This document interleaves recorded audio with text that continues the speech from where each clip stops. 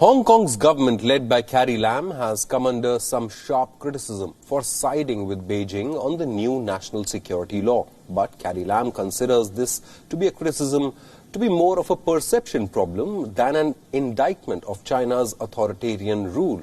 Hong Kong's government is shelling out a whopping $6.2 million now to combat the negative press coverage. In charge of revamping Hong Kong's global image is a PR firm based out of London called Consulum. The government has re-entered. In fact, the government has entered into a one-year contract with the firm with the objective of rebuilding investors' confidence in Hong Kong. Carrie Lam has been searching for a PR firm to restore Hong Kong's image since the pro-democracy protests broke out last year.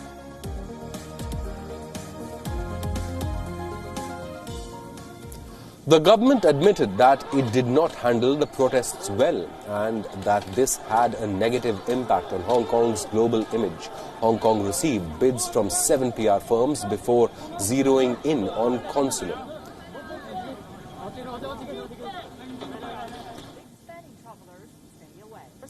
Hong Kong's Deputy Director of Communications said the campaign would help the city reconnect with the global audience. The campaign is expected to highlight Hong Kong's economic recovery process and its response to the COVID-19 pandemic.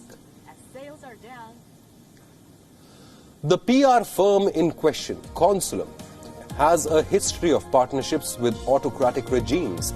It has mostly worked in the Middle East and was widely criticized for working with Saudi Arabia in 2019 despite the murder of Jamal Khashoggi the previous year.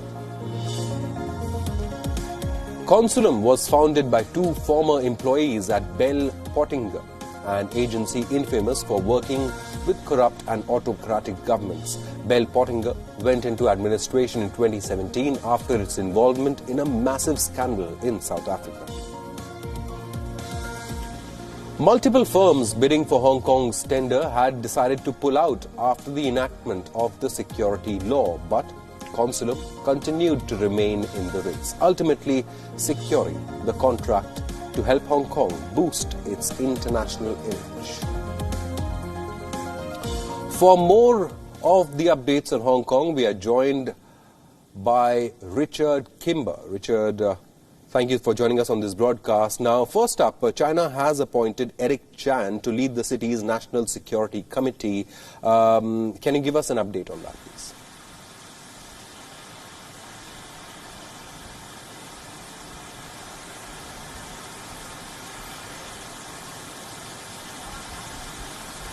Richard, if you can hear me, the Chinese government has appointed Eric Chan to lead the city's National Security Committee. Was the move expected? Yes, this is one of a series of moves that has been put into place today as Hong Kong basically gets back to business as usual after a very hectic day of protests on the national holiday yesterday. There are expectations that there will be more appointments like this that have been expected and signalled ahead of time as things start to become a little bit clearer here as to how this law will be implemented, how it will be managed and how it will actually be enforced in Hong Kong. Yesterday's protest event really something of an aberration with regards to how the law will be rolled out in the longer term, because it's unlikely there will be a lot of large-scale protest events in the near future like that as long as these coronavirus social gathering restrictions stay in place. There's no indication of there being any large protest event anytime soon. The protesters on the streets yesterday telling me that they expect their protest activity will very much now be centred on online campaigns to try and increase international attention to the continued frustration that exists here with regards to this law. And the other thing that's been flagged up today that applies to this new appointment is the concerns that still exist in Hong Kong with regards to how these charges that have been made under this new law might end up actually being processed through the courts if they get that far, when there are elements of Hong Kong's judicial system that don't necessarily sit comfortably with the new charges that are applied under the new law, particularly with regards to the freedom and rights that are applied to a suspect. So as the coming days and weeks unfold, particularly with these arrests, 10 of which have been specifically identified by police as being applied to this new law yesterday, 10 people from the protests arrested under the new law. If these end up going through a court process in Hong Kong, that's when it will become a lot clearer to understand how this law will actually be implemented in real terms. Absolutely, Richard. You mentioned the first arrests that have been made by Hong Kong under this new national security law. In fact, the first two arrests that were made under this national security law were for people who were carrying pro-independence slogans. So Hong Kong's administration certainly cracking down on such protesters. But Hong Kong's image has taken a battering, as has China's image, after enacting this national security law, isn't it? United Kingdom has opened the door for certain Hong Kongers to apply for UK citizenship. Even Australia has hinted that it will open its doors for those who wish to leave Hong Kong. Hong Kong has had to now hire a PR firm to boost its global image. That just goes to show the pressure that Carrie Lam is under to maintain Hong Kong's status as a global financial hub, isn't it?